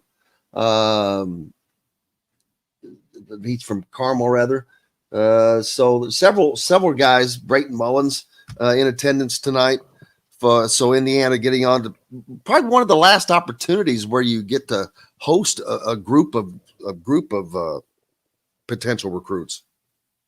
Yeah, I don't know if it's one of the last opportunities, but I think you point out there, like, this is just a time when you can do that in bulk. And we saw that around the Kansas game too, obviously. And that's a different one a little bit because it's a high profile game and it's a game you're going to want your recruits in town for. But it's also just when kids aren't in school, as long as they've got a gap in their high school schedules, which can be a little bit, can kind of weave in and out as things go. That is the kind of game that you're going to want to bring some guys in, even if it's just on unofficial visits to just kind of swing through and say hello and whatever else. It's the sort of recruiting visit, I guess the best way to put it maybe is that, I guess I'd be surprised if somebody's ready to commit off the back of Kennesaw State. But you bring them on a visit like that, it's just a little bit of extra work you're putting in that might make the difference down the line with a guy. Well, also it's who they're having them in with. Liam McNeely being in is probably going to get the attention of some of these younger guys that will be in at the same time. Yeah, no, that's a good point too. I mean, it never hurts to have a guy who's already in the fold, who's selling the thing, who believes in it, who will back it. It's kind of the same thing. It's the gap in his schedule as well, and it never hurts to have that guy, maybe around a 5-star player, around younger guys that you're going to be targeting in 25 and 26, and you're going to be saying, hey, I'd like to take maybe a little bit longer look at this program that intrigued this guy so much. If it's good enough for him, if it's intriguing for him, then that maybe there's something I need to look at here too. Yeah, and a little bit Derek Queen is a name we haven't heard a lot of here of late, as things have just quieted down for him as he's focusing probably on his current season right now, but someone that is never far from the minds of Hoosier fans. You there, Jim? Yeah. Am I coming through? There we go. I think I saw he was at Maryland last night, or I think he was at Maryland last night, which again, he's presumably home from Montverde for a couple weeks for the holidays. I don't know exactly what their schedule is, but they clearly have some time here if their guys are getting around and making visits. So, I mean, it's one of those where, do you want to read too much into it? I think one way or another, it does feel like that's coming to a conclusion. I think it's going to happen sometime in early mid-January, the kind of commitment. So one way or another, everybody's going to kind of get some conclusion to it, some finality to it. Does he make a trip to Indiana? I mean, that's certainly not going to be as convenient or easy as a trip, obviously, to Maryland, because he lives so much closer to College Park, but we'll see. Absolutely. Well, appreciate you, Zach. Look forward to all the coverage tonight. Make sure you give Zach a follow if you're not already, and keep local papers alive. Be a subscriber. Zach, Absolutely. Have a good one, brother. Thanks for having me, Jim, as always. Thank you, sir. Zach Osterman from Indy Star joining us here on Indiana Sports Beat Radio. When we come back, Casey Bartley from Boiler Upload joins us as we'll talk more Big Ten sports right after this. We'll be right back to the Golf Club at Eagle Point Studios for more Indiana Sports Beat Radio with Jim Coyle, presented by Wow Food Group and Andy Moore Honda of Bloomington. In the market. Morning, Casey. Good morning. Happy holidays. Nice little tree in the background. Right. A little early to take everything down. Yeah, well, I'm the same way. I'll probably take all my stuff down on Monday. Yeah. That tree. Still don't know where to put them. No, the little guy. Tree? The tree. Yeah. What do you mean you don't know where to put it? Is it a live tree? Yeah. Oh, nice. Yeah. We paid it was outrageous. I think it was like $100 for that tiny thing. Wow. Oh my God. Yeah. Yeah, you can just put it back in the ground and dig it back up next year. Right. Right. Let's just figure out how late I have to be until the neighbors won't see me go throw it in the forest. How have you been, brother? Good. How about you guys? Cannot complain. Just getting through it. Mm-hmm. Yeah, it was warm enough last week to get some golf in. Man, I have not. Well, I hurt my knee, so I have not played in months. Damn. Letting it heal, man. Letting it heal. I have a torn LCL right now. I am not letting it heal. Well, that's how I got my tear. Just not letting it heal. Mm-hmm. I kept just ignoring it, and boy, one night it did not ignore me. Mm-hmm. I was like, whoa, what we got going on here? And it certainly got my attention. Yeah. Man, a bunch of games tonight, but they all suck. Right. It feels like it's easy betting tonight, though. I mean, I say that, and I'll probably lose all 3 of my legs that I put together. You know what? See. That would be that's a hell of a parlay. All the Big Ten games. All 9 Big Ten games. No it's chance. tough. I only parlayed 3 of them. No chance. No chance. Who's going to lose? It's the Big about Ten. losing, They it's about suck. covering the spreads. Yeah. Well, just No, I guess you could money line. You could money line. Yeah, all money of them to line. win. Maybe Right. some of them, at Make least a on little DraftKings, you can't money line them. Like in Nebraska Dude. and South Carolina State, you can't hit the money line. You have to take the spread. I can't make a bet because I'm not in the state of Indiana at the moment. Are you down in Florida? Yeah. It's and illegal it in will Florida? Well, you can bet only via the Seminole Nations app. They have all of the in-state online betting. All right, here we That's go, a- guys. 5 It's a seconds. good gambit. Eagle Point in Bloomington. Yeah. This segment is brought to you by Reynolds Family Dentistry in Sellersburg. Now back to the Golf Club at Eagle Point Studios for more Indiana Sports Beat Radio with Jim Coyle, presented by Wow Food Group and Andy Moore Honda of Bloomington. Welcome back, Indiana Sports Beat Radio here on this Friday, last show of the year. Casey Bartley from Boiler Upload joins us now, and there's plenty going on this weekend, Casey. Not a lot. There's a ton of Big Ten basketball games tonight, 9 on the docket. None of them are good. They're all the last non-con games for most of these teams. I think there were a couple last night. I think Maryland played last night, and a few others. So, but then there's plenty of football this weekend as well. And I need to get that pulled up to see who all is playing this weekend as far as Big Ten teams go. But what are your prognostications for the national championship? And who are you secretly pulling for? Well, I'm secretly not pulling for Michigan. I think I would like that narrative to be done and over with. Oh, you and everybody else. They're the only people that want Michigan to win are Michigan fans.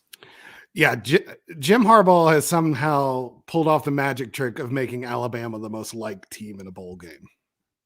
Washington. Oh, in a bowl game, yes. Yeah, like it's Michigan and Alabama to start, right? Or did I get that wrong? Yeah, no, it is. And when has it ever been you wanted Alabama to lose so bad? Always. Right. So not this time, gonna, baby. Yeah, it's going to be a weird emotional, a little flexible position we got to put ourselves in. But I find it hard to be. First of all, there's way too many bowl games. I'm not the first to say that. Though I will say, I think the Pop-Tart Bowl has shown that you need to just get weird with it. Like, we've been talking about that already today. That was a discussion. I missed the John jump back in here. I missed the is that where the Pop-Tart dropped out into the toaster? Into the toaster midfield. Yeah. So it was a Pop-Tart sacrifice. Did anyone ever get to the bottom? Was the bottom part edible as well? Did they all? Yeah, so just what grab happened the was icing? the mascot went into the toaster, and I'm assuming at the bottom of the toaster they had what was the quote unquote edible mascot that came out of the little hole at the end that the players and coaches then got to eat out of. Right. And it was a Pop-Tart, but they just took the frosting part off and ate it. Yeah, it was like it was the very bottom weird. pastry. It was probably It looked like it cardboard could have or been. something. I hope it wasn't cardboard if they decided to eat it, but who knows? Yeah, but hey, gotta mix. You gotta do something, I guess, right? What do they do with the covered in mayo? What are they exactly? Or I guess, or jump on a bad boy mower and start driving around the field. There's all these goofy names, man. That's hilarious. When are they going to have like the Jim Beam Bowl? I mean, we can't be far off, right?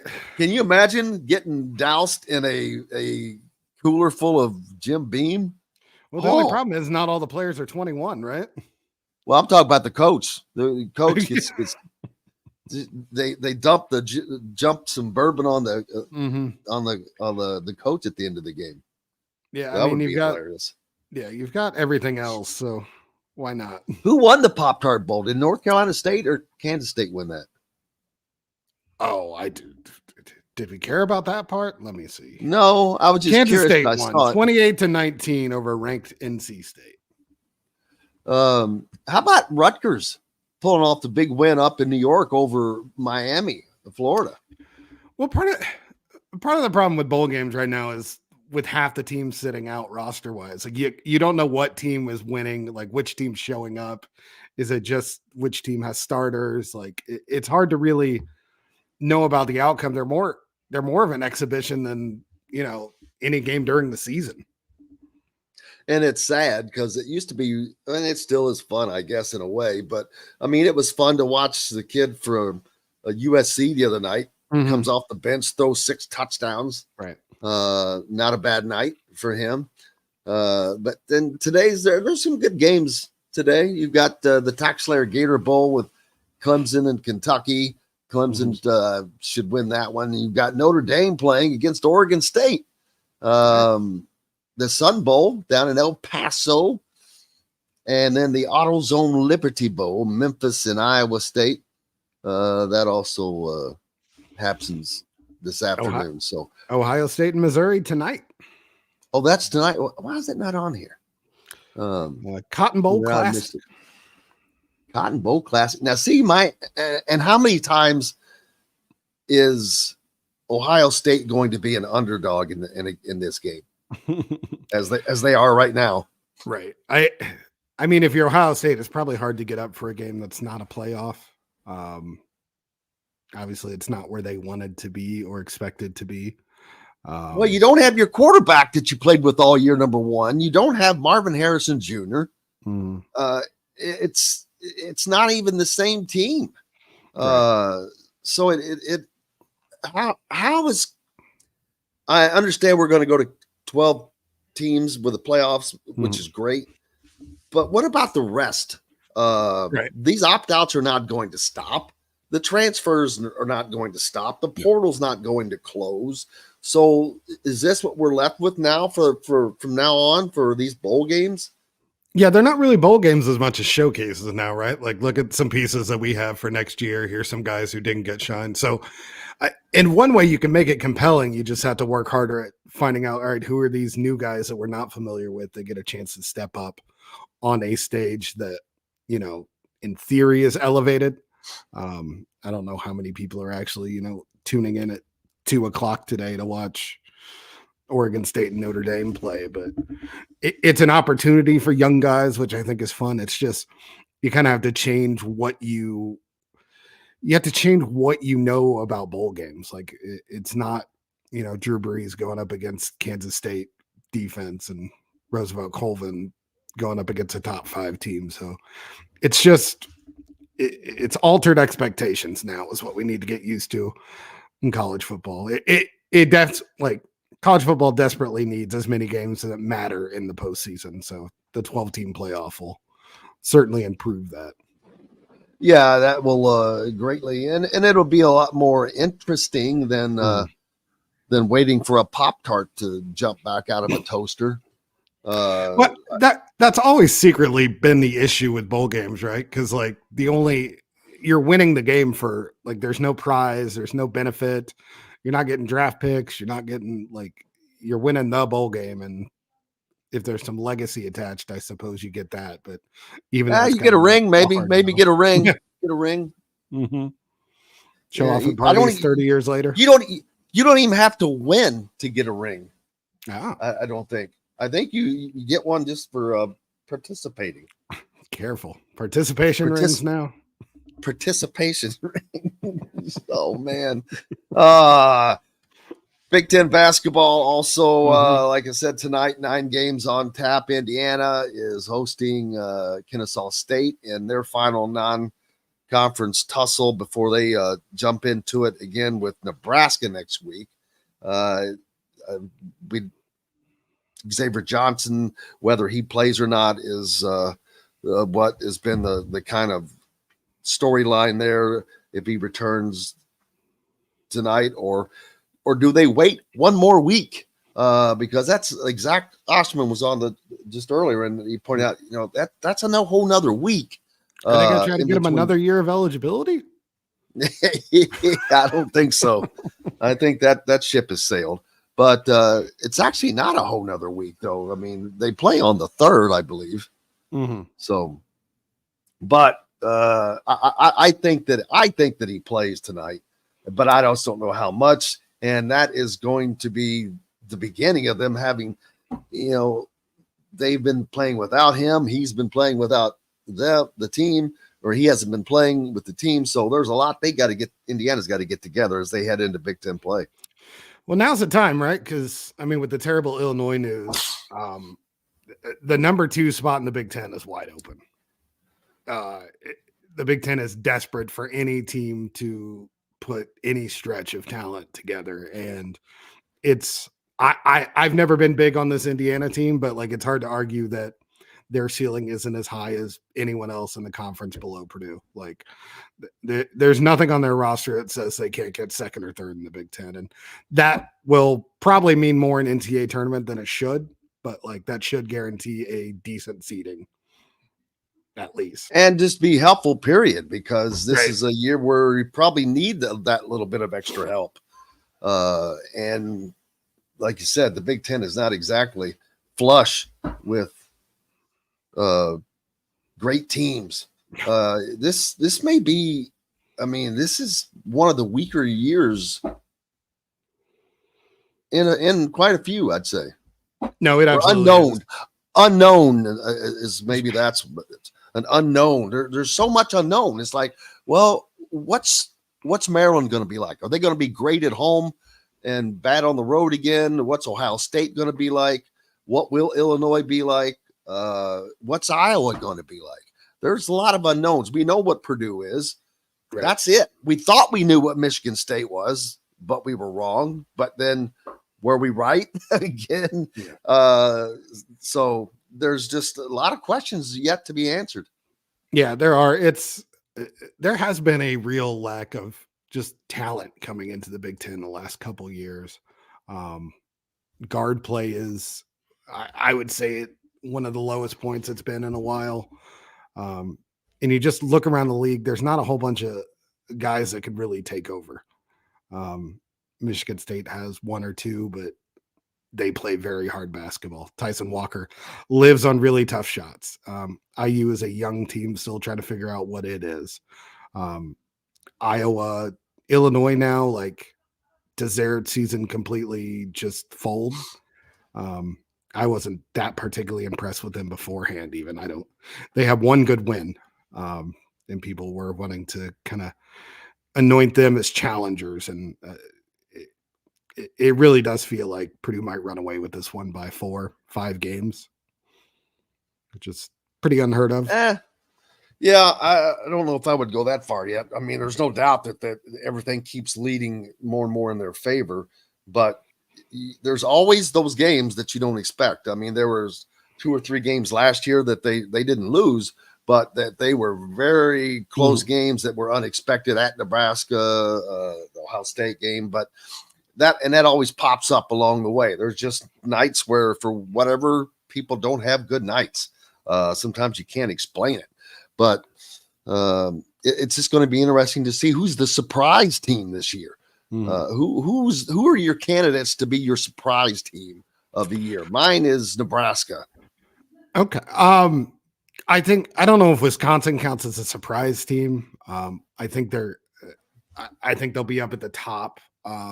I think Northwestern, when it comes down to it, like in close games, I'm going to trust Boo Buie over most players in the conference. So I wouldn't be surprised if they're up at the top of the Big Ten again. I still have a hard time believing in that Nebraska team. I think when your most exciting offensive player is that much of a liability on defense, I think it's hard to sustain it. Will they knock teams off? Absolutely, but they're going to lose games that they shouldn't. Iowa is a decent team. I Ohio State, I think, is the most solid rotational, like front to back of their roster. That if I had to pick one right now, I'd probably have them second in the Big Ten. And it very well could be because they're one of those teams that I had put in the middle there. Don't know what they're going to be like just yet, and we'll certainly be finding out. And as the season goes on, things change as well. 9 teams, 9 games on the Big Ten slate tonight. All 9 of them are Big Ten in Big Ten arenas or Big Ten home games. Penn State hosting Rider, Indiana, of course, Kennesaw State. Number 1, Purdue has Eastern Kentucky coming in. That's just a nice little tune-up for the Boilers that they should win by about 40. Eastern Kentucky is giving up 45% shooting from 3. They are the worst team in the country. The very bottom. And they have no one on their roster over 6'8". So they Does already attempt his first 3-point shot tonight. I would not put it past him. I think it's been a wink. Like they've gotten close to getting him one. He's taken a couple where he stepped on the line. Like Eastern Kentucky plays a zone, but it is usually you have to make a couple passes to move the zone. From the tape I've watched, if you just look a certain way, they will move away from the ball. So I think that's a good call. I think Zach Edey in front of a Mackey crowd. Look for it. I'm going to guess first possession of the second half because they've done it before where they drew up a play for him after being up big in the first half. And I think it'll be right at the top of the key. I think it'll be Brandon Smith doing a little lob over his head back to him. And I think the big boy is going to have the green light. And if he makes it, Jim, that place is going to go insane. Of course it would. Like, I think they set the decibel record at Mackey last year again. And I think it was this game, the last one before students came back. And I think it was a David Jenkins 3 right as the buzzer was going. This will get louder than that. Yeah, I'm surprised he hasn't already because as tall as he is, first of all, you've got to be up on him to defend that shot or have some great hops because he can just stand flat-footed and shoot it as if it's a free throw because in essence, it is a free throw to his big monstrous body. And that's a shot that he can probably get down. I would imagine. I'm sure there's something he practices. Yeah, I've seen him shoot a 3. It doesn't look as bad as it should for someone that's 7'4". Making it in a game is obviously a little different. I think you speed yourself up more than anything, especially. Oh yeah, he's going to feel that moment a little bit. So it would be a fun moment to end the non-conference on. So definitely rooting for it. This team, has done everything right in the non-conference so far. That would be a nice little cherry on top of the 3rd straight sweep of the non-conference schedule. The old friends of the Boilermakers, Fairleigh Dickinson, playing Illinois tonight. Careful. Playing at Illinois tonight. I bring that up only because Illinois, the only other ranked team playing tonight. And I'm like, wow, is that right with the bad, the stuff that they're dealing with. Is that a time to catch a team kind of mentally not into it? What is the energy going to be like in that arena? Obviously Illinois fans pretty just, disgusted. And it's one of those things where in theory a team can galvanize behind it, but like, what a shot. Just like, if the news is true, awful. Right as the conference play is coming for them, and not good for the Big Ten either. No, and Illinois, as far as other teams, right? And Illinois has a history of being a team that's kind of not exactly had the strongest resolve the last few years under Brad Underwood. So like, it could be a damning bit of news and the end of the season collapse for Illinois. Like 1 minute. Definitely on the table. Absolutely. Well, we look forward to checking out the Big Ten games tonight, the bowl games as well. And if you're a Boiler fan, make sure you go to Boiler Upload and give Casey Bartley a follow and get your content. Brother, have a great, happy New Year. I appreciate it, Jim. You do the same.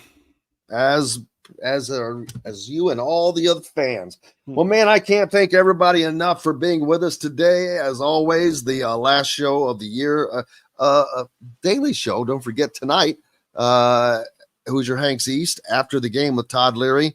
I'm gonna have to call and check to make sure that the games will be on there since this game is on Big Ten Plus. There's no reason that it shouldn't be, but. Boy, Peacock has a hell of a lineup tonight. They've got like 2 janksy teams playing. But big thanks to Bob Kravitz, to Zach Osterman, and Casey Bartley, and Shannon Griffith, as well as Curtis Rourke. John, the producer, for keeping us between the white lines. Most importantly, thanks to each and every one of you throughout the year. We greatly appreciate it, you guys being with us each and every day. Thank you so much. And tune in tonight for After the Game with Todd Leary. And until then, I'm Jim Coyle. I will see you on the radio. Thanks for listening to Indiana Sports Beat Radio. Be sure to subscribe to our YouTube page for more clips and team coverage of Indiana basketball, football, and more. You can also find full episodes and tons of other content on thehoosier.com. We'll see you next time for another edition of Indiana Sports Beat Radio.